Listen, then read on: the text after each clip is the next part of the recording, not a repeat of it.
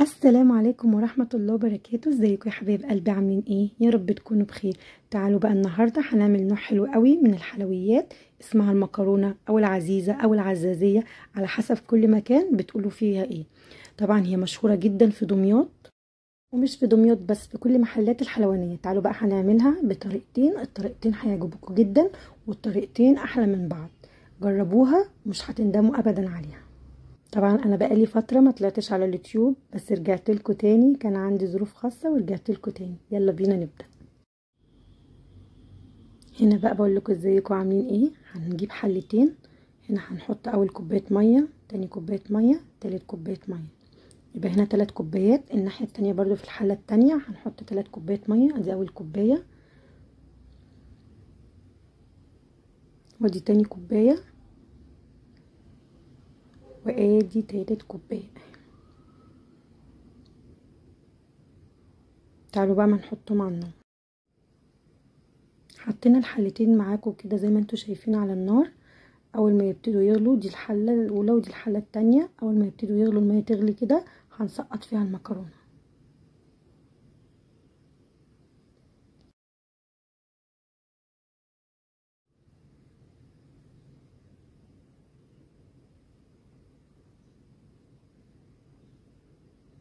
هنا بقى انا جبت كيس مكرونه من الطويله، قسمته على نصين، هنا في الكاس ده نصه وهنا في الكاس ده نصه التاني. هنا الميه بدات تغلي اهو، هنزل فيها نص كيس المكرونه وهفضل اقلب فيه كويس. هنسيبها بقى تستوي وتتسلق مع نفسها كده. الحله التانية الميه اللي فيها بدات تغلي، هننزل فيها نص كيس المكرونه وهنسيبها برضو تستوي مع نفسها كده.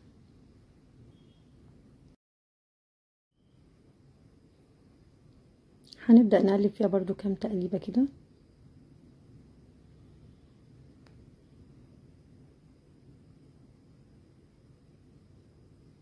ادي المكرونة قربت اهي. طبعا انا بدأت اوطي عليها. هنسيبها بقى بعد ما تتسلق، هسيبها لما تبرد، يعني هسيبها حوالي ربع ساعة كده تبرد شوية.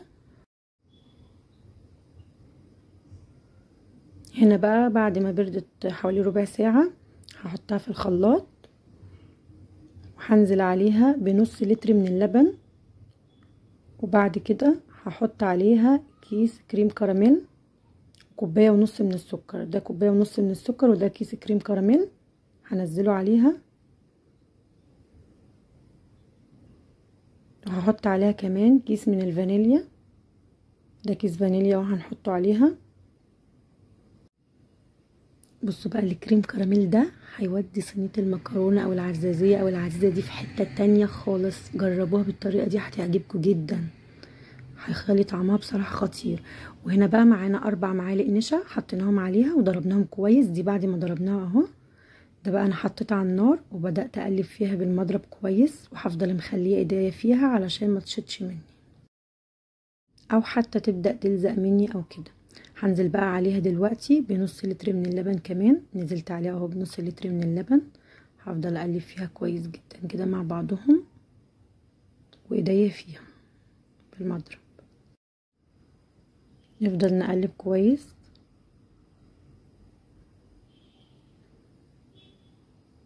دلوقتي بقى ده اختياري، حبة من جوز الهند كده، قولي 3 معالق، ده اختياري طبعا، ومكعبين من الزبدة كبار كده هتوديها في حتة تانية خالص. هنفضل نقلب فيهم كويس لحد ما نلاقي ان الزبدة دابت خالص، والقوام طبعا بدأ يتقل معانا.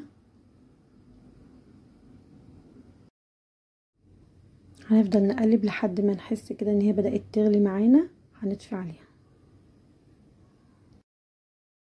جبنا بقى دي صينية سيراميك، فضينا الخليط فيها بعد ما بدأ يغلي معانا، وطبعا تدهنيها مادة دهنية. السيراميك كده كده ما بيلزقش، بس لو عندك اي صينية تانية ادهنيها مادة دهنية، وهنسيبها اما تبرد خالص.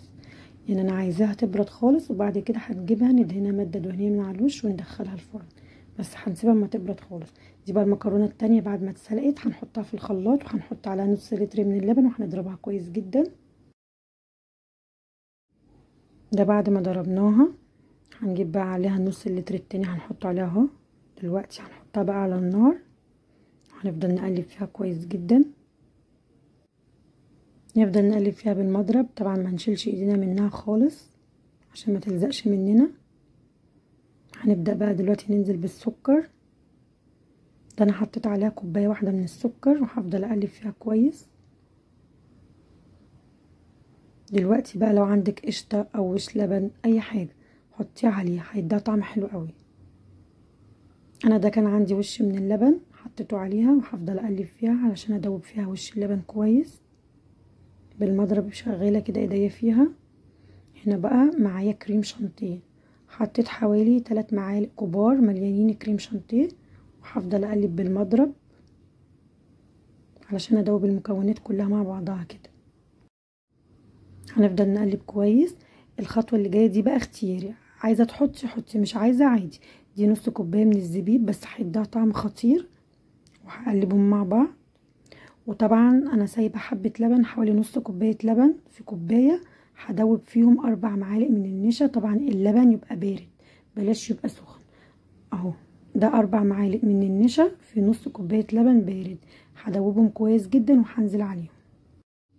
وهحط برضو حوالي 3 أو 4 معالق من جوز الهند، بس انا مش عارفه بصراحه حطيت هنا ولا اتمسحت ولا ايه. هفضل اقلب فيهم، هيدي طعم فظيع.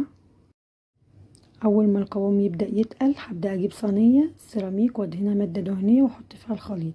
طبعا دي الصينيه الاولى، جبت زبده سيحتها وبعد ما بردت هدهن الوش وادخلها الفرن دلوقتي.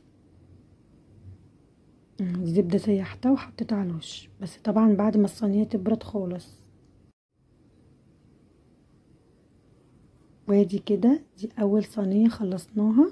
دي التانية بقى اللي انا صبيتها، هسيبها برضو تبرد شويه، وبعد كده برضو هدهنها زبده من على الوش وادخلها الفرن. بصوا بقى الجمال بعد ما طلعوا من الفرن، بصراحه الجمال عدى الكلام، فظيعه خطيره. جربوها بالطريقه دي هتعجبكم جدا جدا جدا. طبعا انا هقول لكم انا سويتها ازاي. انا حطيتها على الرف من تحت وشغلت عليها الشوايه تاخد وش بس، لان احنا كده مسويينها على النار. طبعا هي مستويه فمش محتاجه ان هي تتسوى في الفرن من تحت. بصوا الجمال، الجمال عدى الكلام. جربوها بالطريقه دي، طريقتين احلى من بعض، هتعجبكم جدا. وما تنسوش تعملوا لايك للقناه وسبسكرايب للقناه عشان يوصل لكم كل جديد. بحبكم يا احلى ناس في الدنيا. مع السلامه يا حبايب قلبي.